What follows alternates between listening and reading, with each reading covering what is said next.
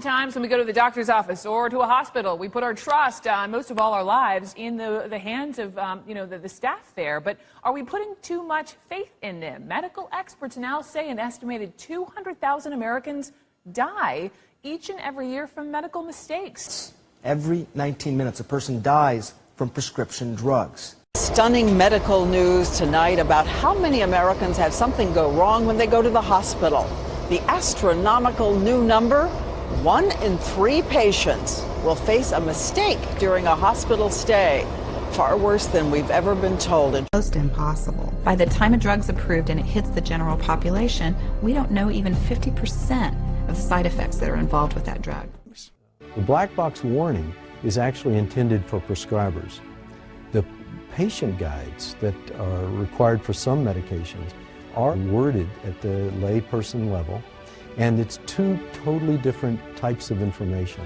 And many times the serious warnings that the doctor's informed of may not be in the patient information. And let's start with Big Pharma.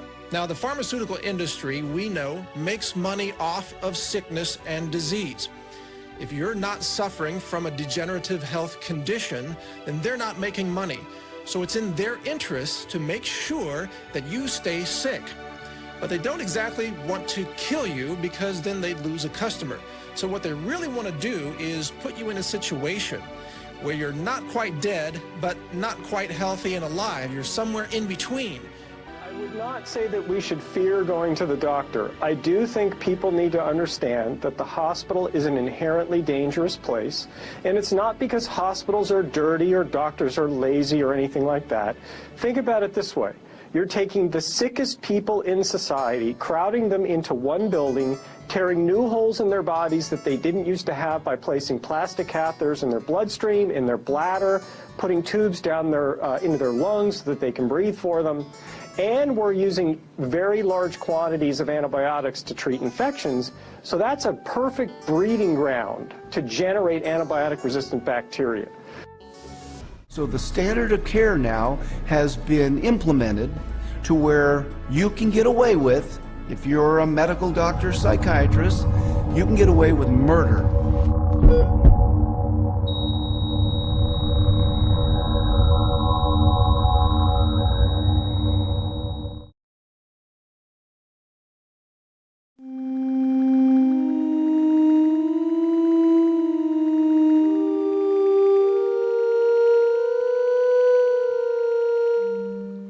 Ancient prophecies dating back to the 1st century AD give a warning of the dangerous deceptions of Babylon. And the light of the candle shall shine no more at all in thee, and the voice of the bridegroom and of the bride shall be heard no more at all in thee. For thy merchants were the great men of the earth, for by thy sorceries were all nations deceived. And in her was found the blood of prophets and of saints and of all that were slain upon the earth. This word sorceries is the Greek word pharmakeia, and the origin of our modern word pharmacy. The word literally means from a drug, that is, spell-giving potion, a druggist or pharmacist, or poisoner, a magician, sorcerer, medication, pharmacy, magic, sorcery, witchcraft. The foundation of the city of Babylon around the year 2194 BC began with the Tower of Babel, the Tower of Confusion. Nimrod, the builder of the tower, was worshipped as the sun god and referred to in different cultures as Ra, Baal, and Belus. Nimrod's wife, Semiramis, known as the mother god, was called Ashtoreth, Ishtar, and Isis. Tammuz, the son of Semiramis, became known as the Son of God, a counterfeit of Jesus Christ, known as Asclepius, Mercury, and Hermes. Washington State University says, Babylon, jewel of ancient Mesopotamia, often called the cradle of civilization, provided the earliest known record of practice of the art of the apothecary. Practitioners of healing of this era were priest, pharmacist, and physician, all in one. Medical texts on clay tablets record first the symptoms of illness, the prescriptions and directions for compounding, then an invocation to the gods. Ancient Babylonian methods find counterpart in today's modern pharmaceutical, medical, and spiritual care of the sick. In Egypt, as well as almost all other cultures, including the Israelite nation of the Bible, the priests were the doctors for the people. The same individuals were responsible for both the religious and the medical aspects of life. Thus, medication and worship have always been connected with each other. The Eye of Horus, the hieroglyph used by the Egyptians as a sign for magical healing, was incorporated into modern medicine by the Romans, who changed the symbol into the RX that we claim is the Latin symbol for the word recipe. This symbol is known as the rod of Asclepius, the Greek god of medicine and healing, the serpent god. He was also called the Great Physician and the Savior. This is none other than Tammuz. He carried the rod of Asclepius, also called the opiate rod, that he used to put people to sleep. Because it was supposed that Asclepius effected cures of the sick in dreams, the practice of sleeping in his temples became common. Asclepius may have established the first hospitals and health spas. The temples of Asclepius were more than places for his cult worship, which was widespread throughout Greece. They were places of healing, and so they may be considered prototypes of modern hospitals. The Roman god Mercury, also Tammuz, known as the messenger of the gods, carried the caduceus, and it became the symbol for supreme deity. It was supposed to have power to put people into a deep sleep and to control both the living and the dead. It was this symbol that Mercury supposedly used to guide souls of the dead into the lower world. The caduceus is also said to have the power to turn anything into gold, which is why it has been also used as a symbol for commerce. The difference between the rod of Asclepius and the caduceus is that the rod represents the medical side, the physician's craft of healing, while the caduceus represents the alchemy side, the chemicals and the drug potions. The bowl of Hygeia is pictured as a wine cup or bowl with a serpent entwined around it. This symbol is used worldwide as a symbol for pharmacies. Hygeia was the goddess of health, the daughter of Asclepius.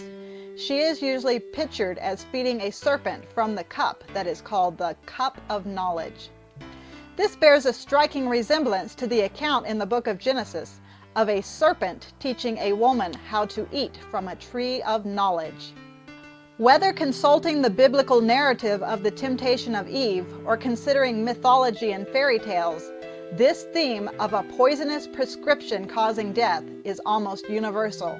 But when we look at the history of medication, these witches' potions are no fairy tale. The answer to this question may be found in some historic events that took place almost a century ago, when official medicine finally managed to gain the upper hand on the so-called empirical doctors, who cured patients with herbs and natural remedies. In the 1800s, society sanctioned both approaches to healing.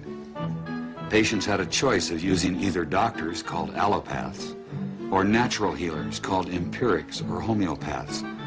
The two groups waged a bitter philosophical debate. The allopathic doctors called their approach heroic medicine. They believed the physician must aggressively drive disease from the body.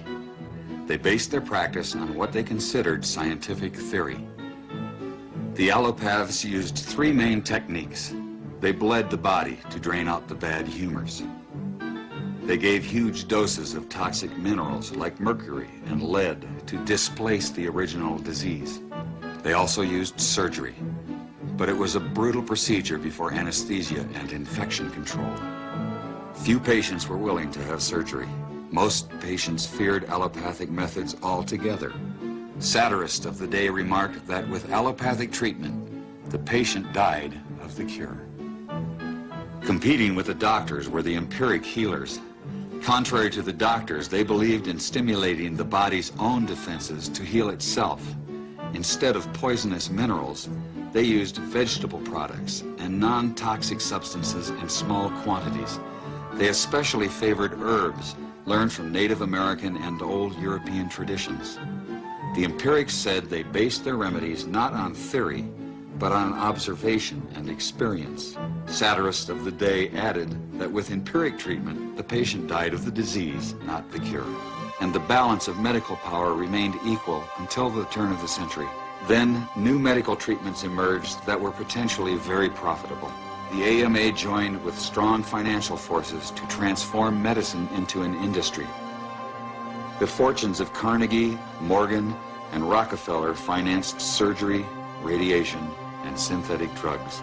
They were to become the economic foundations of the new medical economy.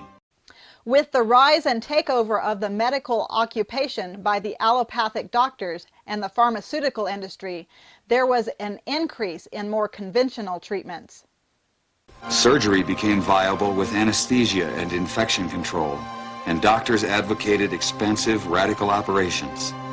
These in turn produced the need for a large, lucrative hospital system. Radium fever swept medicine. The price of radium rose 1,000% almost overnight. Another costly technological industry entered the hospital system. A drug industry grew out of the booming patent medicine business. The doctors changed educational standards and licensing regulations to exclude the empirics. Soon, only AMA-approved doctors could legally practice medicine. In a brief 20 years, the AMA came to dominate medical practice. Organized Medicine launched a media campaign to associate the empirics with quacks. The code word for competition was quackery. First specific evidence that radiation is carcinogenic dates back to the 90s. Carcinomas of the hands and other radiation injuries commonly afflicted the operators of unshielded X-ray machines. The extreme penetrability of hard X-rays and gamma rays makes them carcinogenic to all parts of the body. Whatever the kind of radiation, its effects depend upon the dosage, the length of exposure, and the individual's susceptibility to cancer. Ironically, it's an event in World War II that gives rise to the premier weapon in the war on cancer. On December 2nd, 1943, the German Luftwaffe launched a devastating air raid on the Allied navies stationed in Bari, Italy. Among the U.S. vessels destroyed is the John Harvey, which carries a secret cargo of 2,000 mustard gas bombs. Several hundred of the attack survivors are exposed to the poison gas, and what doctors discover in treating them is startling. The blood counts just disappeared. They died from bone marrow failure. And lymph nodes, in autopsies, you couldn't even find them. And so he thought that maybe these would work against cancers if those organs led to the development of nitrogen mustard. This has built an enormous medical superstructure that has in turn caused a rise in drugs and radiation and taken control over almost every aspect of modern life. Over 1 million Americans are diagnosed with a new cancer every year. All these people suddenly plunge into a dark tunnel that will dramatically change their life for many years to come. Faced with an apparently endless chain of medical tests, examinations, second opinions, medications, new tests, surgical operations, support therapies, and follow-up checks, they find themselves at the complete mercy of the disease. While in that tunnel, each patient feeds an immense medical apparatus that employs hundreds of thousands of people and generates millions and millions of dollars for the medical and pharmaceutical industries. From research laboratories to medical schools, from prevention clinics to worldwide drug sales. Today, the cancer medical apparatus is so large and expensive that it needs its patients in order to survive just as much as the patients need the apparatus. To sum it all up, the pharmaceutical industry first gained control of the teaching system. Then it gave the AMA the power to exclude all other doctors from practicing. Then it took over the entire drug testing process, while heavily influencing the medical publications that reviewed those drugs.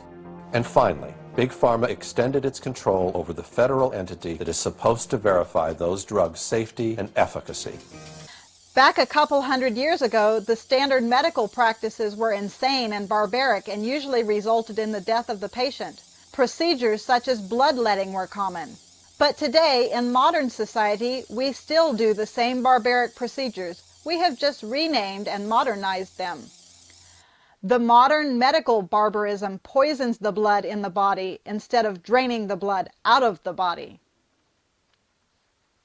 The machinery looks good, the technology seems nice, the stainless steel is shiny, and everything smells like isopropyl alcohol. I mean, they are the greatest salesmen in the world. We're going to look back at this century and we're going to laugh eventually, but we'll cry first.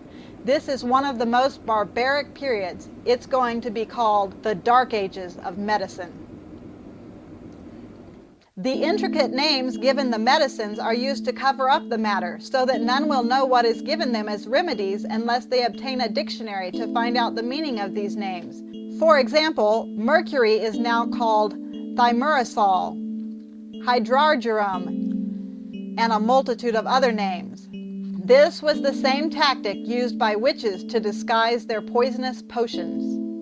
What we render a witch, according to our modern notions of witchcraft, Philo and Josephus understood of a poisoner, or of one who attempted by secret and unlawful drugs or philtra to take away the senses or the lives of men.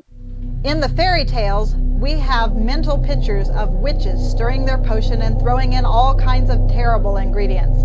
This practice has come down to us today from Egyptian medicine and paganism to the modern pharmaceutical and vaccine industry, as illustrated in this 1899 picture taken from a university yearbook. The ancient Egyptian medicines were made out of animal products as well as toxic materials apart from natural ingredients commonly found in the country. Animal parts sometimes included brain, liver, or even bile, which was utilized as magical remedies and worked as a magical potion to cure the patient.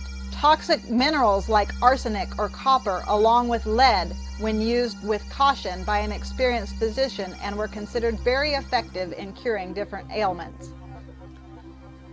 To judge from the variety of recipes in medical text, any medication would involve fairly revolting ingredients. Dung from various animals, fat from cats, fly droppings, and even cooked mice are just a small selection of the range of remedies that the Egyptian doctor could recommend as treatment. Egyptians were also known to use crocodile dung in their medications. Now, while this sounds disgusting to us, modern medicine is really no different from these ancient practices, except for the fact that recently some ingredients have been compounded synthetically instead of using the original source. Some have been discontinued due, ironically, to toxic side effects. Some, however, are still in use. Still others are being tested for possible future use. Doctors go to great lengths to disguise the fact that they are practicing a black art rather than a science.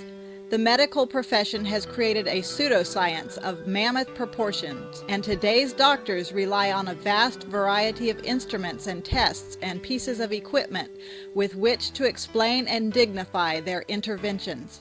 Even today we have babies being sacrificed to Moloch through the barbaric practice of abortion, one of which, known as HEK 293, or human embryonic kidney 293 cells, has been used for years for pharmaceutical research and to make various products. Concerning the black art or sorcery connection, some doctors will admit without embarrassment that they indeed invoke the spirits in their practice. Dr. Raymond Abomsawin relates an experience that he had with a medical doctor at an international health convention in Toronto, Canada. A few minutes later, I got a tug on my shirt from this guy behind me. And I turned around and he says, "What do you mean talking about the spirits?" He says, "I never prescribe a drug." This is a medical doctor. "I never prescribe a drug without first consulting the spirits." Obviously, there is quite a bit of harm in pharmacy.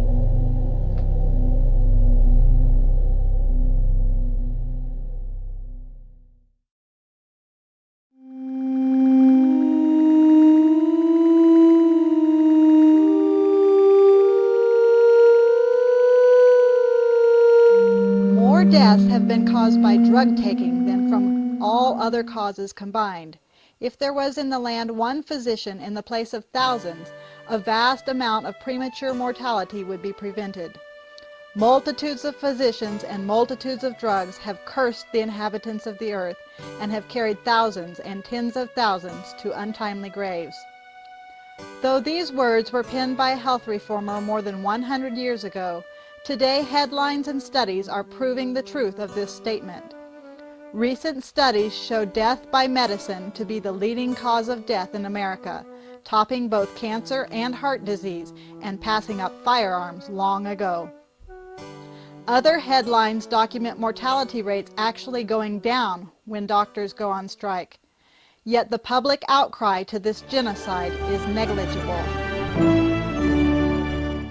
It's a very serious problem. If deaths from any other substantial cause, such as auto accidents, had increased nearly threefold in 8 years, there would be a national outcry. Between 1998 and 2005, deaths from medications went from 5,519 to 15,107. The biggest culprits were prescribed narcotic painkillers, but acetaminophen was number 5 on the list. Today we find pharmaceuticals that are ceasing to work and others that are inadvertently creating new diseases and disorders, some of which are deadly. But some government officials and health professionals are beginning to recognize we have medical mayhem and a pill pandemic on our hands. A nightmare. Health officials are sounding a serious alarm, and they're scrambling to stop superbugs that are spreading in hospitals right across this country before it is too late. Our senior medical correspondent Elizabeth Cohen is here with me now. First of all, this is not something you hear medical officials say, a nightmare. I mean, at first I thought that was someone else's hyperbolic headline until I saw it was the CDC. Right, the CDC is usually very straight-laced and doesn't use words like that, so I was surprised to see it too. Serious. What's so scary is that they're on the rise, and that there's not a whole lot you can do about them. I mean, some antibiotics do work, most don't, but the ones that do, they're toxic, they can hurt your kidneys, they can cause neurological problems, or the ones that do, sometimes some of the ones that do work barely work at all. And so what this newest data shows is that more than 200 hospitals and about 200 hospitals and nursing homes in the country, all of them have seen at least one patient with this superbug. Like, for example, some of the side effects of vaccines that we know of that are published in the medical literature, this is a short list. Autoimmune disease, lupus, ITP, thyroiditis, hives and rashes, reactive arthritis, chronic juvenile arthritis, seizures, MS, MS-like syndromes, CNS demyelinization, polyneuropathy, insulin-dependent diabetes, vasculitis, a whole long list of vascular diseases, visual problems like bilateral optic neuritis, central retinal artery occlusion, which causes blindness, hearing loss, profound deafness, nephrotic syndrome, and glomerulonephritis, which are kidney diseases, asthma, eczema, and yes, autism. And guess what? That list I just read you is just attached to the hepatitis B vaccine. Many drugs are now being found to cause devastating damage to human tissues. New research shows that overuse of antibiotics may actually be damaging to your body. Here with more, CBS News medical contributor Dr. Holly Phillips. Good morning to you. Good morning. So what did we learn in this study? Well, we've long known that antibiotics can cause side effects. This study looked at exactly how, on a very cellular level. So they took human cells and they put them in a petri dish. And essentially the researchers added 3 different antibiotics. After a period of just 6 hours, they found what's called oxidative stress. That is damage to the cell's DNA, proteins, and lipids. So we're starting to understand a little bit more that the antibiotics themselves can really damage our cells' DNA. And this is what a normal hip would look like. The ball is nice and smooth. You have cartilage layer here. The cartilage covers the bone, and that fits in the socket quite nicely. But what can happen is, such as in a situation when a patient does take corticosteroid, be it by mouth or via injection, the blood supply to the ball portion can actually die, and the bone can die. And the term for that is the avascular necrosis. And unfortunately, when that happens, when the blood supply gets distorted to the ball portion of the hip, this will die and the joint won't work like a normal joint anymore. The patient will have a lot of pain and discomfort and disability because of that. The FDA is cautioning healthcare professionals and patients that proton pump inhibitors may increase the risk of fractures of the hip, wrist, and spine. The drug's labeling is going to be revised to reflect these concerns. PPIs are used to reduce gastric acidity, and they include Nexium, Dexilant, Prilosec, Zegrid, Protonix, Acifex, and Prevacid. Yeah, so I referenced the study. Now this is in rodents, so we always have to be careful. It's not a human study, but we knew that statins have an increased risk of affecting muscles, causing muscle pain, causing muscle cramps. Lots of people have issues with this. They stop the statin medication, and their muscles get better. Oh. This rodent study showed that the mice who were on statins had significantly more oxidative damage in their muscles the more they exercised. So it seems now that maybe the statins affect people who exercise more versus ones who don't, and of course we want to be exercising. Right, that's what I was just thinking. So, you know, that adds to now the FDA coming out and saying, yes, we recognize that there is a definite connection with statin drugs and cognitive decline, mental decline. And we know now that there's also a connection between statin drugs and diabetes. It is interesting to note that some drugs react, turning normal everyday practices such as exercise into something destructive. Drug side effects are so toxic that people are dying by the minute. The Parliament of Canada website states, all drugs cause adverse reactions, not some, all, and many are deadly. The president and founder of Eli Lilly once said, any drug without toxic side effects is not a drug at all. Rare means between 1 out of 1,000 and 1 out of 10,000, so take no comfort with rare side effects.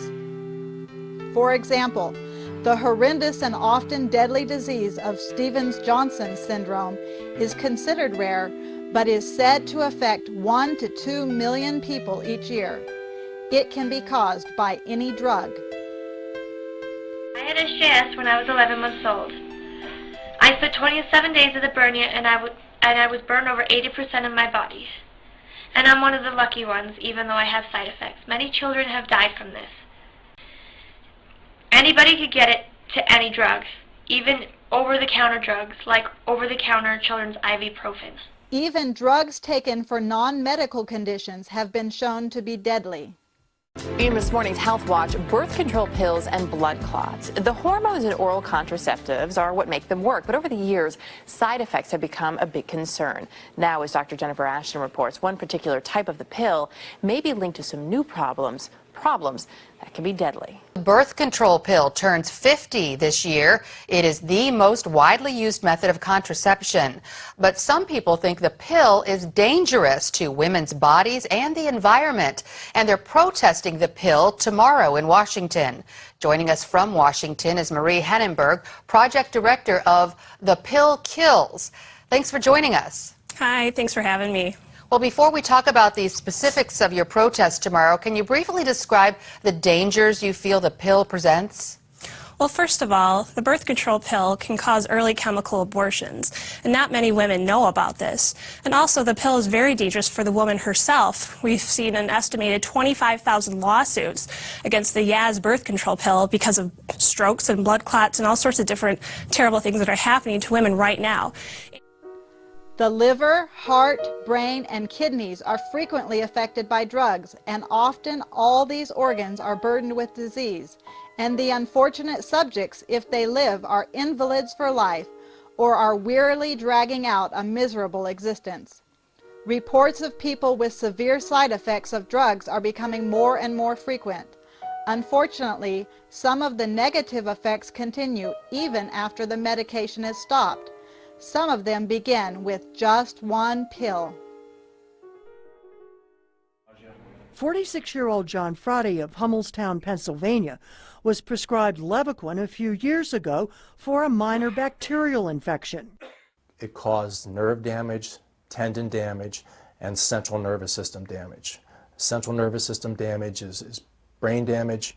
Before taking Levaquin, Frade had no major medical problems. But after taking the drug, he became disabled. I've lost my job. Next, a health unit report about a medical mystery and the questions it's raising about the drug monitoring system. It involves a class of antibiotic drugs that some people say are making them very ill. Health correspondent Betty Ann Bowser has the story. Just a few years ago, Jen Wilcox was a happily married, healthy first-grade teacher in Oroville, California, helping husband Rob raise his son Cole from a previous marriage. But all that changed suddenly. Ready? after she took a prescription drug called Levaquin to prevent infection following routine sinus surgery.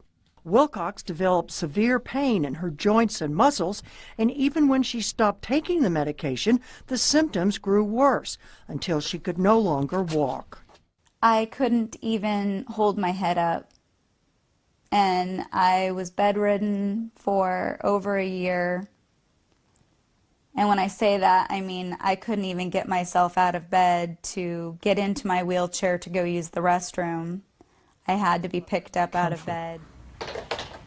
Concern about the adverse side effects of quinolones got national attention some years ago when Philadelphia writer Stephen Fried's wife became psychotic and developed seizures after taking just one pill. It turns out that what's happening to her is a possible side effect of the drug that she took one pill of that morning. And so we were then launched into this mysterious, scary, fascinating, intellectually challenging, emotionally challenging world of adverse drug reactions, and looking for answers for her situation. 5 years of digging led Fried to write the book Bitter Pills that was a bestseller. I think that it's fairly clear that adverse drug reactions have been considered for some time to be the fourth leading cause of death in America. I think it's an accurate number. In the 19th century, Professor Alonzo Clark, MD, is recorded as saying, "In their zeal to do good, physicians have done much harm. They have hurried many to the grave who would have recovered if left to nature. All of our curative agents are poisons, and as a consequence, every dose diminishes the patient's vitality. But for some, sickness or injury entailing drugs, especially painkillers, is only the beginning of a downward spiral into addiction."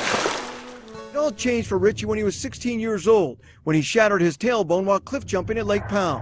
That's when he took his first painkillers. Richie's life continued to crumble, moving from place to place, month after month, eventually finding himself homeless and living on the streets of Seattle, doing whatever he could to get drugs. Hadn't slept for days, didn't have a dime to my pocket, just had a gym bag over my shoulder and looking up at the Space Needle and just asking God why.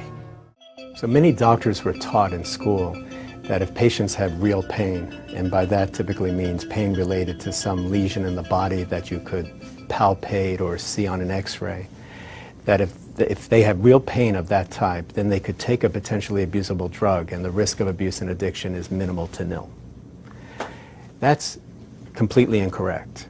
Even my fellowship director was so bold as to say, pain soaks up the euphoria and therefore you can't become addicted to opioids. That wasn't what I was.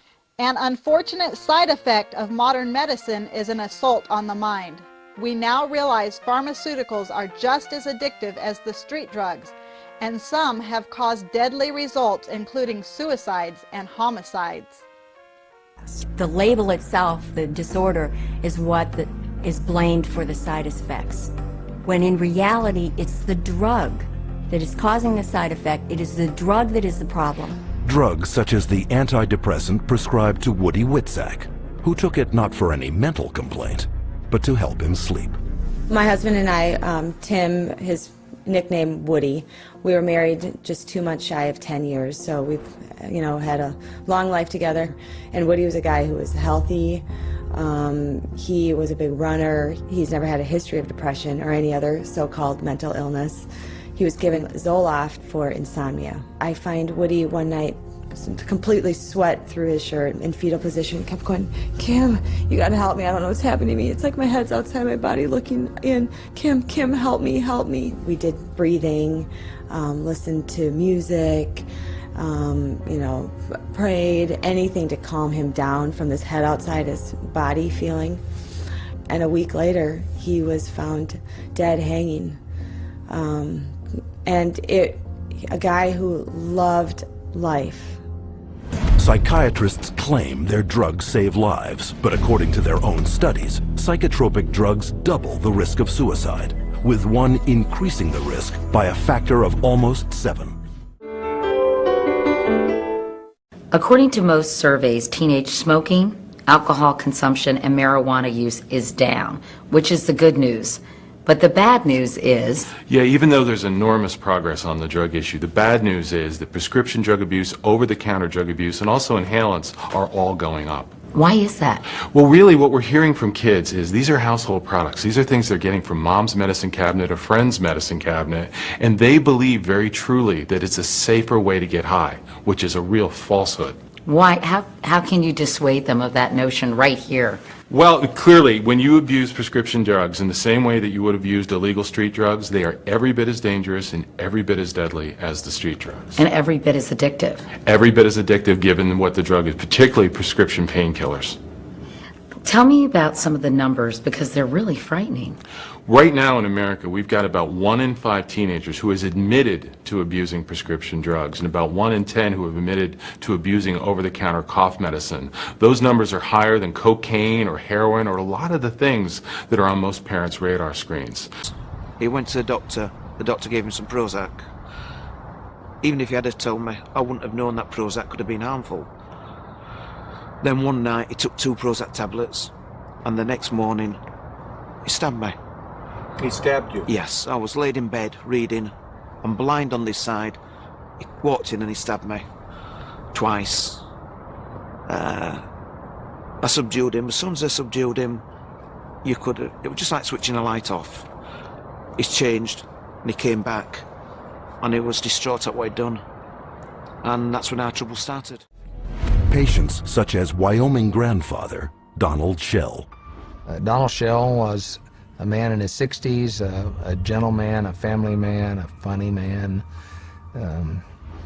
He had had periodic episodes of depression, but never any real serious mental health issues, and became depressed, had a down period, went to a general practitioner and was given Paxil. 2 days later, he shot his wife, his daughter, his 9-month-old granddaughter, and then himself.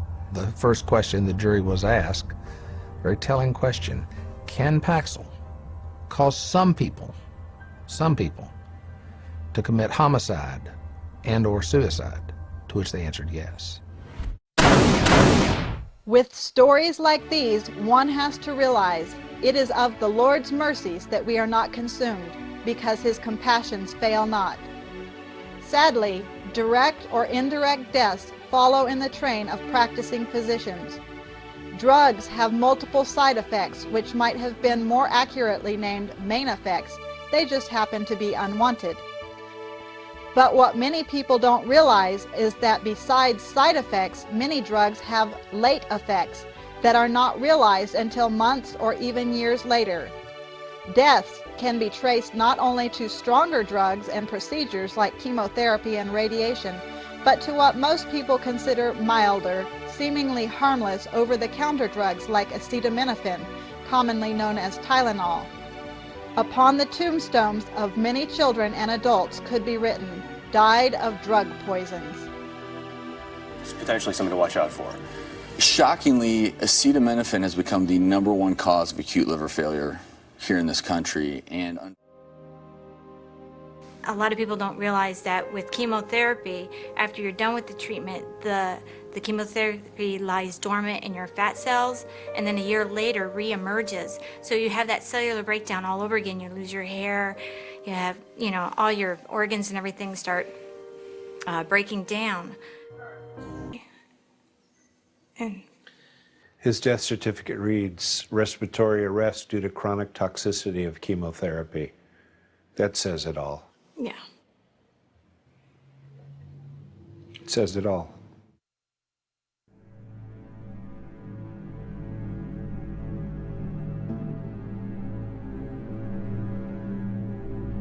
Deanna Kinnaman's brother, Bud, was given 2 kinds of narcotics following surgery for sleep apnea. He died in bed his first night home. There was too much fentanyl in his system, and I said to the coroner, so basically he was poisoned. And he said, yes, he was poisoned. We put her back on Brzezinski's. By the way, at the objections of our doctors, for some reason felt that it had failed her.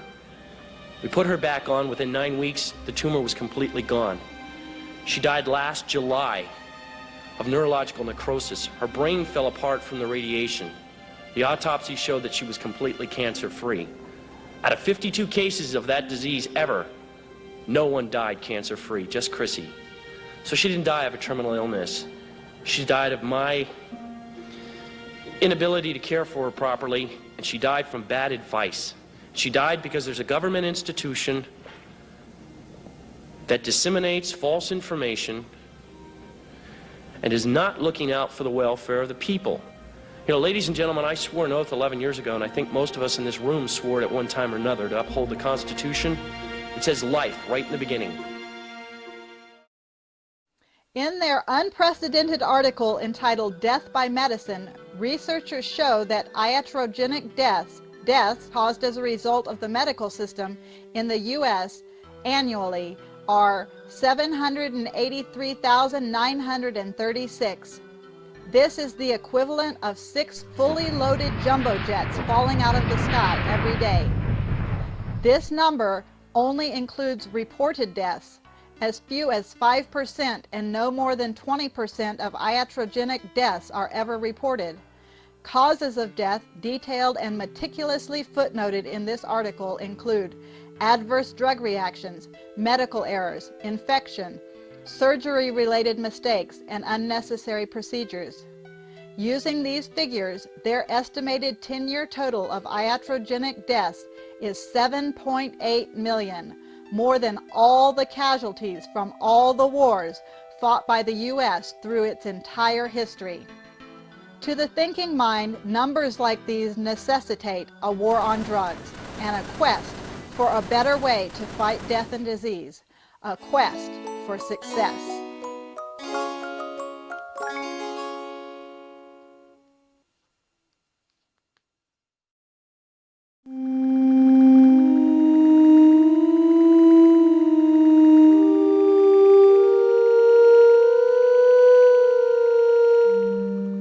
To the Christian, titles like Our Daily Meds and In Pills We Trust should cause alarm that faith in modern medicine is being substituted for faith in God, and that what we lack in faith we make up for by the use of drugs. Faith in mere men called physicians is gradually replacing faith in Jesus Christ, the great physician. The history of doctors has shown that, more often than not, science is often the science falsely so-called that we are warned of in the Bible. Even more modernly, doctors have been wrong, dead wrong. What cigarette do you smoke, Doctor? Tens of thousands of doctors in all branches of medicine, in all parts of the country, were asked that question. What cigarette do you smoke, Doctor? The brand named most was Camel. Yes, surveys show more doctors smoke Camels than any other cigarette. If drugs and doctors are worthy of our trust, why are there so many unethical methods used? Can doctors really be trusted to always promote medicine that is good for the human body? I think a lot of people think that the approval of drugs by the FDA is tantamount to the FDA guaranteeing that the drug is safe as well as effective. And the truth of the matter is, we never know that to a certainty. People are frequently under the mistaken impression that once a drug is approved by the FDA, it's extremely safe. In fact, there are very few long-term studies done on particular drugs, and it's not at all uncommon for a drug to be removed from the marketplace because it has been shown to be unsafe. Why would the pharmaceutical industry and the medical profession push poisonous drugs and dangerous treatments that can seriously injure or even kill people? And when you follow the money, you realize that there is no money in health. There's big money in disease. You have doctors spending 3 years learning how to do chemotherapy radiation. You have specialist radio-oncology. You have cancer surgeons. You have cancer oncology. So you have this entire industry built on the paradigm of purging the body. Even though we find that that doesn't work, that industry is not going to just pack up and go away. Does the track record of the pharmaceutical and the medical industry show honesty? One of the most unethical practices we're aware of is ghostwriting of journal articles, where somebody at the pharmaceutical company will write the paper and the academic physician will put his name on it and get it published in a major journal when he maybe changed 3 or 4 words in the whole article, and the article was basically written as a marketing tool by the drug company, and yet this academic puts his name on it as if he's the author. We offered trips on some occasions to come out and hear a 2-hour talk, but it happened to be on a nice island in Hawaii. There were a lot of things that we did day in and day out to try to get the doctors to write our drugs, or in my case, to write for the psychiatric drugs. We did a lot of lunches and dinners, and we brought in speakers, and those speakers were obviously paid by us, and we would wave, renowned studies at them from renowned journals. But of course, we would never say that these studies were paid for by our company, and that it was written by a ghostwriter who was paid by our company, or that our company tends to do a ton of advertising within that particular medical journal. We would never say that. They use what I call statistical contortionism. Basically just skew the numbers, make everything look fantastic, you hide the bad numbers. They've already got a drug that's approved on the shelf. They can just pull it off the shelf, rename it, repackage it, and say, look, we've got a new drug for a new illness. When Prozac's patent ran out, that Eli Lilly had to look for a new source of profits. So all they did was change the name of the drug from Prozac to Serafem, change the color of the pill from green to pink, and marketed it for PMDD, which is newly introduced into this book.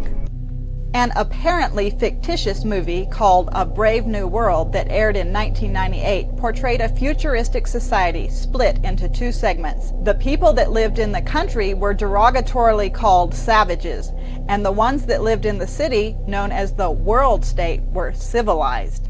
In the world state, everyone was controlled by the ruling elite, kept in a continual euphoric state by a fictional narcotic drug called soma. Marriage between a man and a woman was against the law, and billboards flashed propaganda stating that promiscuity is a woman's duty. It was illegal to have a child by the natural means. All babies were created in the laboratory, and their characteristics were chosen or ordered before they were made. At the time this movie aired, it was considered just typical Hollywood entertainment. However, it appears that it was designed more for subtle programming of the populace for the future. Now, Hitler said, if you tell a lie long enough and loud enough and often enough, the people will believe it. He said they're more likely to believe a big lie than a small one. You see, if you want to get somebody to believe a lie, you have to mix it in with some truth. Today, like in the film, there is now a real drug called soma, and the ruling elite are gaining more and more control over the common people by keeping them doped up on prescription drugs of all descriptions, because drugs medicate the mind and facilitate mind control. The Nazis followed a similar strategy for controlling the people. The totalitarian dictator knows that drugs can be his helpers. It was Hitler's intention in his so-called biological warfare to weaken and subdue the countries that surrounded the Third Reich and to break their backbones for good. Hunger and addiction were among his most valuable tools. Just like revealed in the film, marriage between a man and a woman is becoming increasingly more criticized. Billboards on every street corner flash pictures and messages aimed at promoting alcohol and promiscuity. Currently, some of the pharmaceutical and medical ads are even promoting promiscuity. The links between modern society and the harlot of the Bible, which is holding the cup of wine, are outstanding. So he carried me away in the spirit into the wilderness, and I saw a woman sit upon a scarlet-colored beast, full of names of blasphemy, having 7 heads and 10 horns. And the woman was arrayed in purple and scarlet color, and decked with gold and precious stones and pearls, having a golden cup in her hand full of abominations and filthiness of her fornication. And upon her head was a name written, Mystery, Babylon the Great, the mother of harlots and abominations of the earth. The hospital is the temple of the Church of Modern Medicine, and thus one of the most dangerous places on earth. Like the communion wafer which Catholics receive on the tongue, drugs are the communion wafers of modern medicine. When you take a drug, you're communing with one of the mysteries of the Church, The fact that the doctor can alter your inward and outward state if you have the faith to take the drug. And so it's not the dummy pill itself, it's the meaning we attach to it, and to the person that's giving it to us. Something which, in the right context, may just be enough to trigger a miracle. Of ancient Egyptian medicine, it is said, the basic ingredient was the patient's faith in the physician, along with the power of their mind to promote healing and well-being. The impressive powers of healing that are harnessed as we understandingly obey the Creator's natural laws has been largely supplanted by the modern black bag with the magic potions inside that absolve us from suffering the inevitable consequences of our physical mistakes. We have not lost faith, but we have transferred it from God to the medical profession. Just like A Brave New World portrayed having a child by the natural means as a crime, and instead the children were manufactured in the lab, today abortion is becoming more and more common, and there are children walking our streets whose hair color, eye color, and gender was ordered by the parents using various technologies such as pre-implementation genetic diagnosis. We have this technology today, and it is in place and being used. We really are at a period in human history where just because science can do something doesn't mean that science should do something. When we give government the power to make medical decisions for us, we, in essence, accept that the state owns our bodies. Modern allopathic medicine, just like its counterpart in Egypt, restricts the knowledge of disease and its treatments to the medical professionals and creates a form of hierarchy. Hieratic scripts talk of a hierarchy of medical care starting with ancient Egyptian words meaning the ordinary doctor, overseer of doctors, chief of doctors, and finally, inspector of doctors. The common man is made to believe that he cannot understand how disease works or how to treat himself, and that he should just trust his body to the doctor's wisdom. Unless we put medical freedom into the Constitution, the time will come when medicine will organize into an undercover dictatorship. To restrict the art of healing to one class of men and deny equal privilege to others will be to constitute the Bastille of medical science. All such laws are un-American and despotic and have no place in a republic. The Constitution of the Republic should make a special privilege for medical freedom as well as for religious freedom. What are we doing to our child when we give them Seroquel, Risperdal, Zyprexa, Malaril, or any one of these other drugs?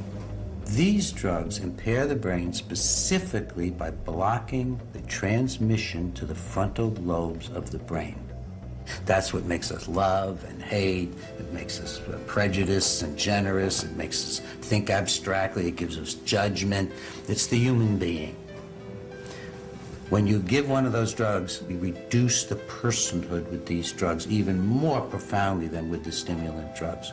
We disable their brains. It's a chemical lobotomy, and that's not a metaphor. That's a fact. So when someone's actually addicted in a craving state, they lose the ability to exercise choice. In other words, draw upon morals and values and the things that really are meaningful in their life. When we realize what drugs do to our frontal lobe and remember that the caduceus was used by Mercury to put people into a deep sleep and to control both the living and the dead, then we can see this control that is wielded over the human mind and body, its connection with drug medication, and the dangerous conditions that this has placed our society in. 8 out of the 13 school shooters around the country, 8 of them were taking prescription psychotropic drugs. Now you try to explain that these drugs don't create alterations in people's brains, making them capable of the unspeakable. People who were not suicidal before I put them on the drug, who very clearly became agitated, sleepless, restlessness, and completely preoccupied with suicidal thoughts. And when I took them off the drug, it went away. It was out of character. At Fox News, we found the Badscard story with antidepressants compelling, so we investigated further. We found a disturbing number of recent school shooters were either on medication or were experiencing withdrawal.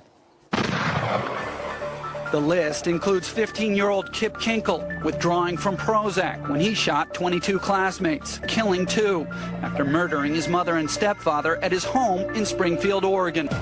18-year-old Jason Hoffman on Effexor and Celexa, and he opened fire at his California high school, wounding 5. 15-year-old Sean Cooper on a mix of antidepressants when he shot students in Idaho. 15-year-old TJ Solomon also on a mix of antidepressants when he aimed his shotgun at classmates in Conyers, Georgia, wounding 6. And 17-year-old Eric Harris on Luvox when he and partner Dylan Klebold killed 12 classmates and a teacher in the bloodiest school massacre yet, Columbine. Are these violent people being controlled by the caduceus? It's quite ironic, actually, because the only imbalances that we know of in the brains of people called mental patients are the ones inflicted on them by the psychiatric drugs. How ironic. We make a false claim that they have biochemical imbalances, and then we give them biochemical imbalances. The whole myth of the chemical imbalance was created to sell drugs.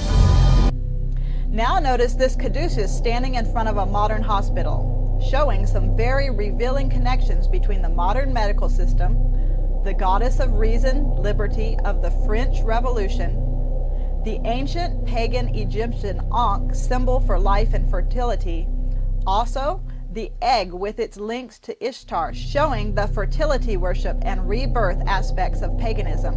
The woman standing on the emerging new orb, illustrating the ultimate control and domination over the whole earth, and the emergence of the new world order, with the image rising from the broken shell of the earth, like the mystical phoenix rising from the ashes. Could this system of medicine be a means of removing the supposed undesirables and working toward the new world order goal of population control and a superior race? So when I said earlier about that the vaccine industry is the backbone of the pharmaceutical industry. If everybody gets, children get hepatitis B vaccine at birth and they can develop this list of things, how many drugs are sold and hospitalizations and all kinds of things that are happening for a lifetime of those conditions as a potential side effect of just that one vaccine is starting from birth going forward. It holds the industry up. First, we've got population. The world today has 6.8 billion people. That's headed up to about 9 billion. Now, if we do a really great job on new vaccines, healthcare, reproductive health services, we could lower that by perhaps 10 or 15%. Well, over this decade, we believe unbelievable progress can be made, both inventing new vaccines and making sure they get out to all the children who need them. We could cut the number of children who die every year from about 9 million to half of that if we have success on it. And the benefits there in terms of reducing sickness, reducing the population growth, it really allows the society a chance to take care of itself once you've made that intervention.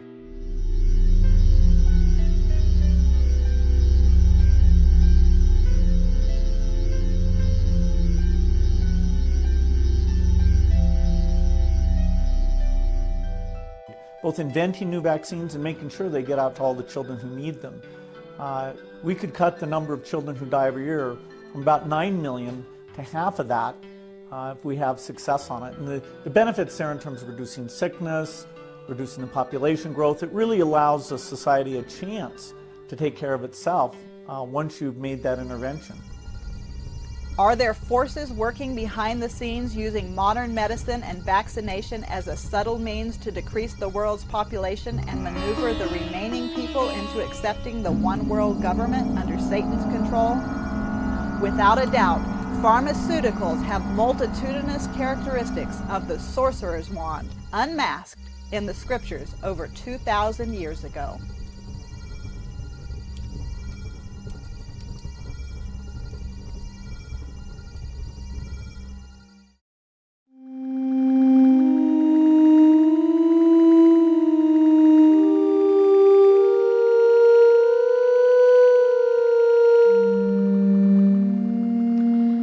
The wisest man that ever lived wrote, "There is a way which seemeth right unto a man, but the end thereof are the ways of death." In other words, watch out for counterfeits that appear to man's reasoning to be good. Health professionals who genuinely want to help heal the world have been on a quest to find better, less toxic options than pharmaceuticals. At the end of the day, it's the physician's responsibility to first do no harm.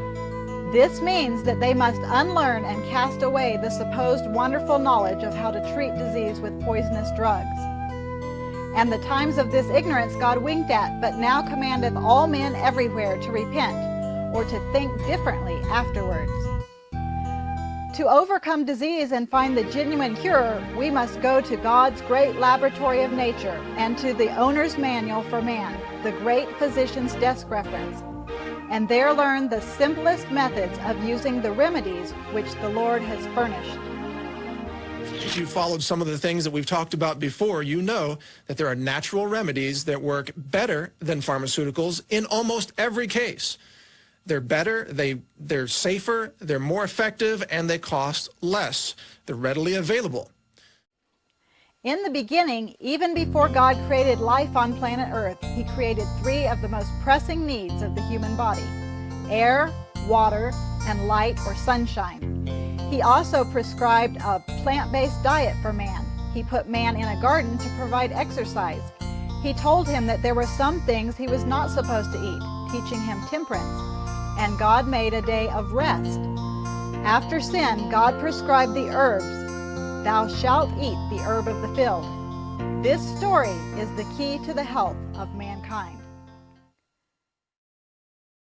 Jesus, our priest and physician, gave the orders for health to the Israelites when He brought them out of Egypt. He told them, "If thou wilt diligently hearken to the voice of the Lord thy God, and wilt do that which is right in His sight, and wilt give ear to His commandments, and keep all His statutes, I will put none of these diseases upon thee which I have brought upon the Egyptians, for I am the Lord that healeth thee."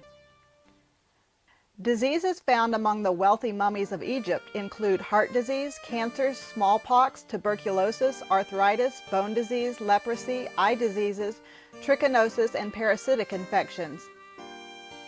Queen Hatshepsut suffered from arthritis, diabetes, and bad teeth, and is believed to have died of bone cancer. God's laws were to keep the Israelites from getting these diseases. It is interesting to note that even though there were infectious diseases, nowhere did God mention vaccinations or pharmaceuticals as the remedy. Among the statutes He gave were laws of cleanliness, therefore teaching the prevention of disease. He gave them water to drink and simple food to eat. The fat and blood of animals was not to be eaten. Pigs and other unclean animals that fed on dead flesh were not permitted. God taught them principles of quarantine for sickness, and that in some cases everything touched by the sick needed to be burnt. These health principles also included the disposal of human waste, hand washing, and laws on how to deal with dead bodies.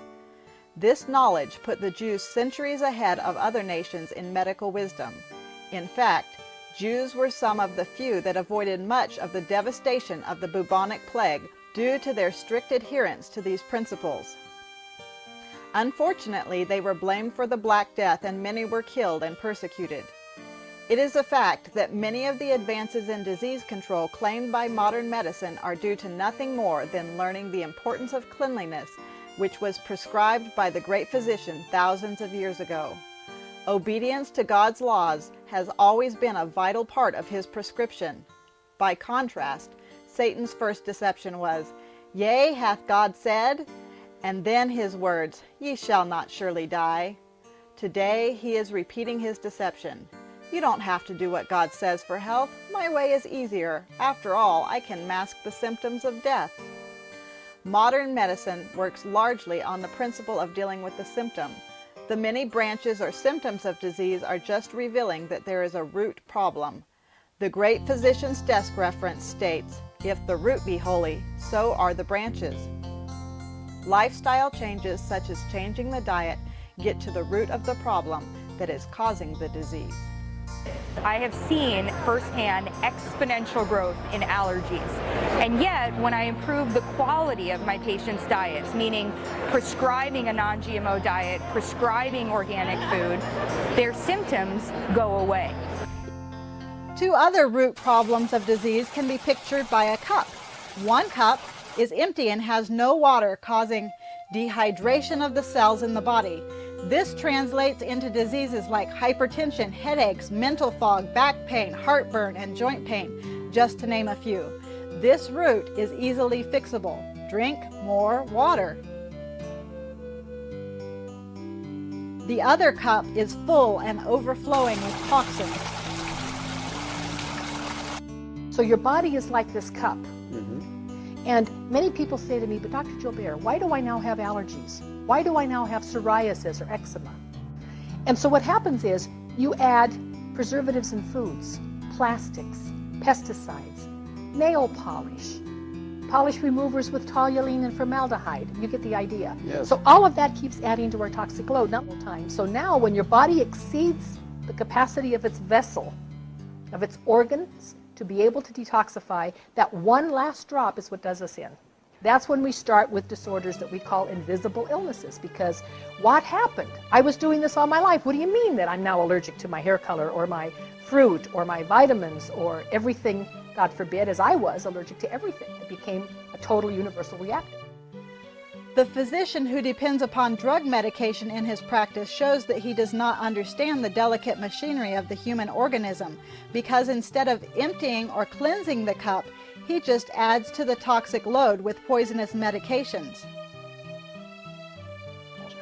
Well, I can tell you the #1 drug that's being sold in America are the statin drugs. They would love to put statin drugs in the water supply. And statin drugs have terrible effects.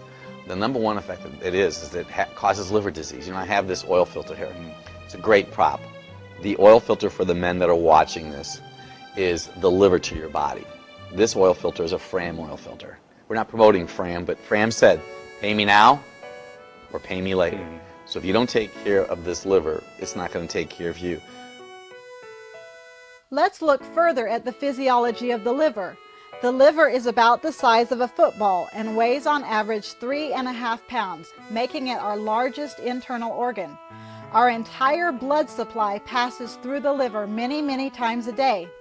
The liver is incredibly complex and has a huge daily to-do list, including filter the blood for bacteria that enter our bodies every day, convert carbohydrates and proteins into fat and store it for later use, store vitamins A, D, and B12 and the minerals copper and iron until they are needed, convert sugar into glycogen and store it until the muscles need energy, synthesize triglycerides and cholesterol, make and secrete the bile needed in the digestion of fats, make urea from carbon dioxide and ammonia, produce hundreds of enzymes needed for digestion and other bodily functions, metabolize alcohol and other harmful toxins, activate and metabolize hormones, produce clotting factors to help blood clot when we get a cut or a scrape, make heparin to help keep blood from clotting while it circulates, break down medications.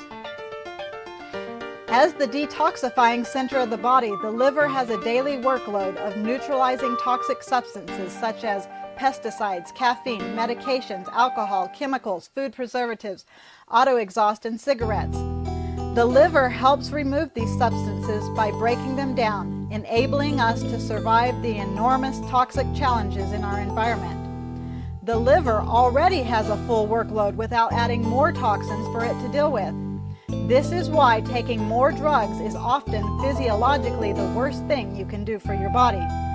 Because that's a pretty profound change. You can't do that without producing some unwanted effects. At the turn of the 20th century, a man by the name of E.J. Wagner wrote, "The sum of the whole matter is this: life cannot come from anything but life.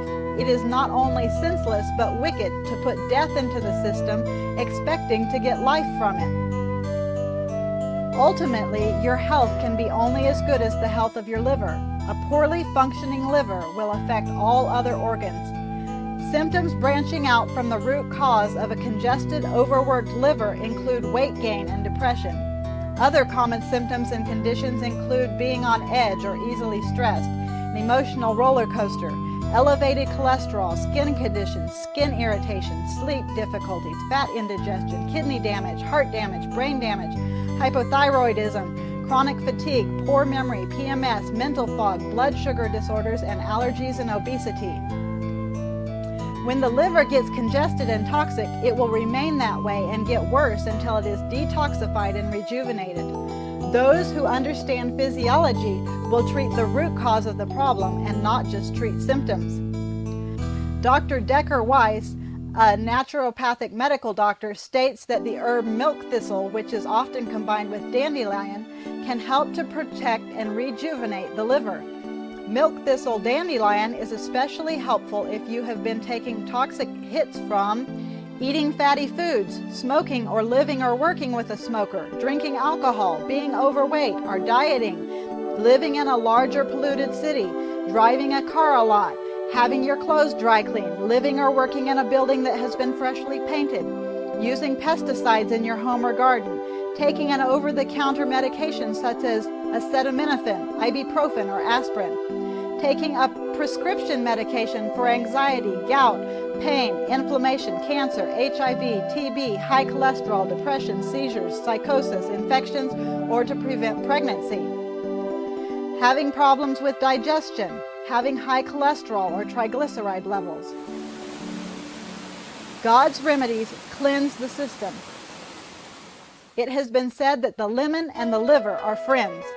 The use of charcoal, clay, hydrotherapy, and other herbs also help to cleanse the system and rejuvenate it. Taking remedies the way God packaged them, like a banana potassium pill, is always the best.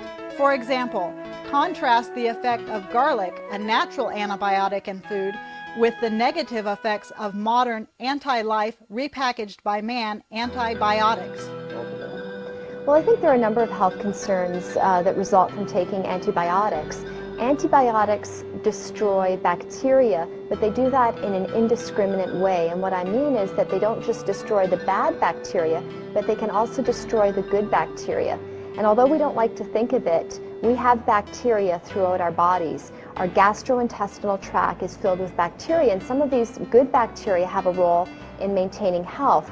And these are the friendly bacteria, such as the lactobacillus, acidophilus, and the bifidobacterium, and others that are normal inhabitants of our gastrointestinal tract. And when we take antibiotics, it can deplete these friendly bacteria, which are what we call our normal flora.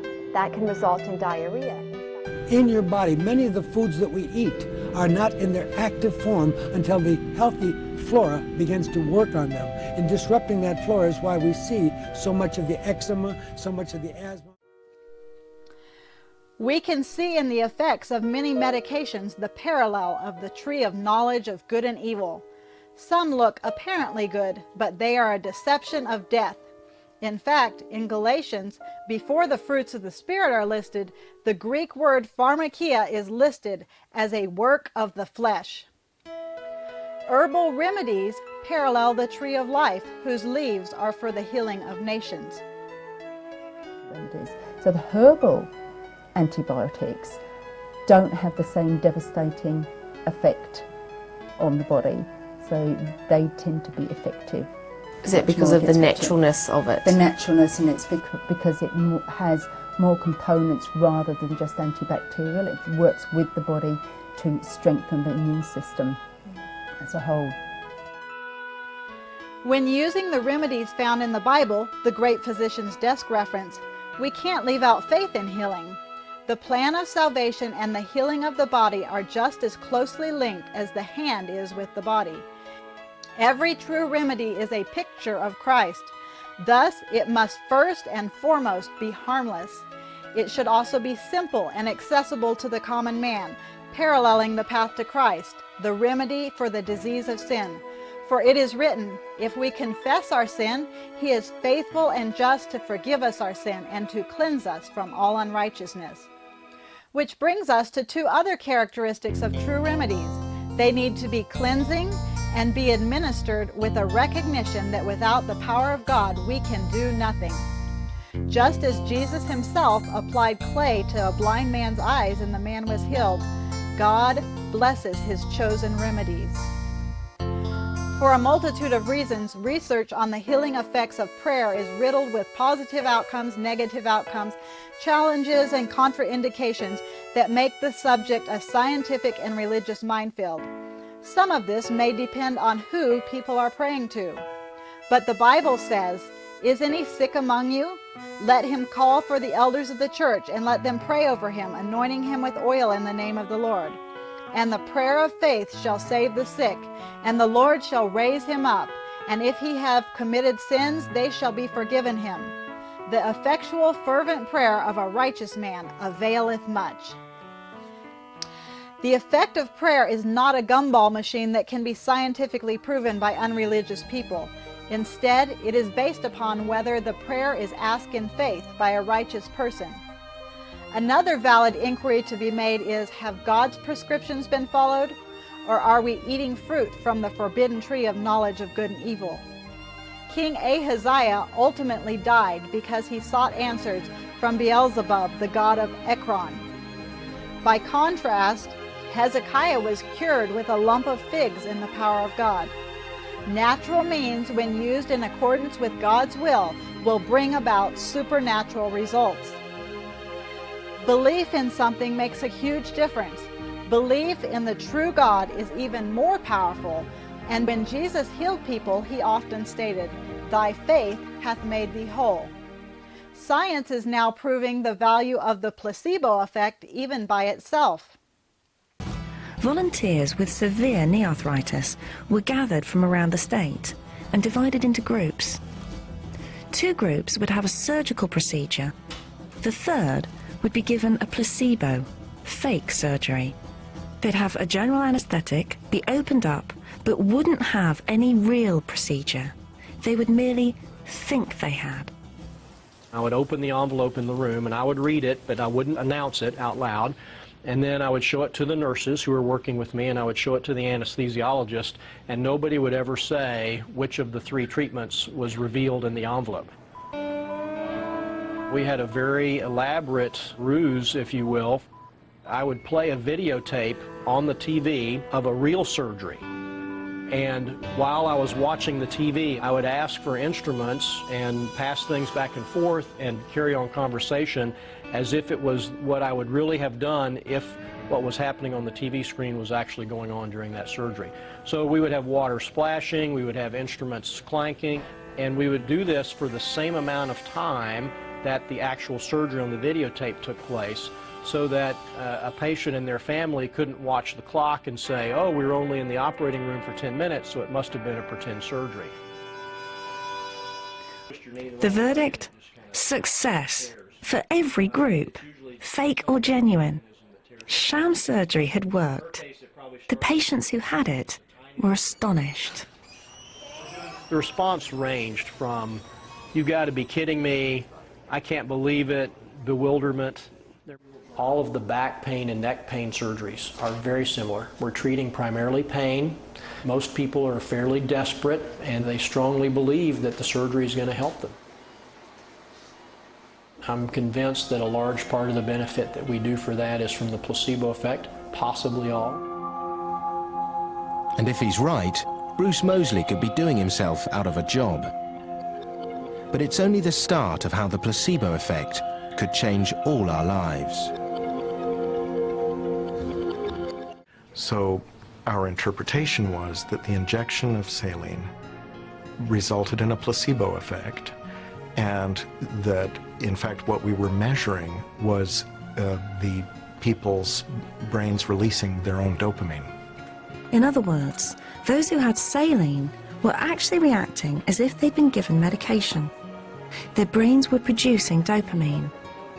The only explanation was that the patient's belief that they'd been given the drug had made their brains react as if they had. Our belief must begin by realizing that our Creator knew what He was doing. We are fearfully and wonderfully made. God made our bodies to heal. Dr. Julian Whitaker tells the amazing story of how the heart can heal itself with a lifestyle change and high-tech exercise and air.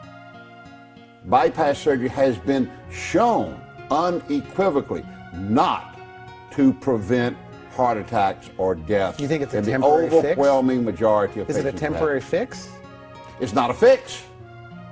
First, we change their diet, and that's everybody knows that. You eat better. What you need to do. Then we have therapies that open up the blood supply to the heart. To the heart. To the heart. Like what? And one of them is a therapy called EECP, Enhanced External Counter Pulsation. This is a therapy where patients who lie down on a bed, we put a body stocking on their lower extremity. Every time their heart beats, the body stocking compresses. The patients call it happy pants because they're jumping all around every time. Is it like a blood pressure glove? Well, yeah, a blood pressure cuff over the entire lower extremity. Okay. And now when that compression of the lower extremity shoots additional blood up into the thorax and up into the heart, it opens up the arteries. It causes collateral circulation to develop. And this is when not you say collateral circulation, you mean new blood flow, new vein? You're saying that you can fix what they call this plumbing problem. It's being treated like a plumbing problem. That you could avoid bypass surgery, and the heart, and I want to get this right, almost heals itself. Well, do I have that right? Yes, you have that absolutely right. There's no question that with the therapies that we use, that we can engender health in people who've been told to have bypass, and we can actually reduce their risk of having a heart attack to a greater extent than could the bypass. There's no question about that. So that clogged artery, you say leave it clogged, but you have technology like the EECP machine to improve the circulation. Correct. That'll create peripheral, collateral circulation okay. around that blocked artery. All right. Now that's one therapy. What else are you doing for the heart? Then we have hyperbaric oxygen. Now with people that have acute heart attack, or even with strokes, or people that have chest pain, we can put them in the hyperbaric oxygen chamber. They'll breathe 100% oxygen under some pressure, and now we are oxygenating the entire heart. And it is dramatic what can happen. But they can't do that forever. No. So are you healing the heart? Are you healing the heart? Because when you do that, it stimulates the body to make other vessels. It's called angiogenesis. So this is a 1 week program or 2 week program? Well, 2 to 3 week program to get the hyperbaric oxygen and a full course of ECP. Okay. Just takes time to do those, yes. There is a time element in allowing the body to heal itself. But just like the Israelites marched around the walls of Jericho until God made them fall, when we follow God's directions implicitly, He makes Himself responsible for their accomplishment. The long sought-after secret for success in health and healing is simply the union of divine power with human effort. Our part is to lay aside the counterfeit, the sorcerer's wand of pharmakeia, and follow the prescription for life and health found in the eternal Word of God.